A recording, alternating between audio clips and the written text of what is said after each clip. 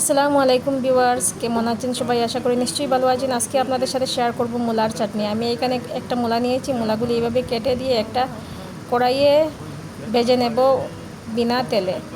আর দিয়ে দেব কয়েকটা কাঁচামরিচ, এরপরে দিয়ে দেব পেঁয়াজ আর রসুন দিয়ে কিছুক্ষণ এভাবে ভেজে নেব যতক্ষণ পর্যন্ত না কালারটা একটু ব্রাউনিশ হয়ে যায়। এরপরে আমি দুইটা শুটকি নিয়েছি। শুটকিগুলি ভালো করে পুড়ে নেব আগুনের মধ্যে। এরপরে সবগুলি গ্রাইন্ডার জারে রেখে লবণ আর সামান্য কাঁচা সরষের তেল দিয়ে আর একটা নাগামরিচ দিয়ে পিষে নেব।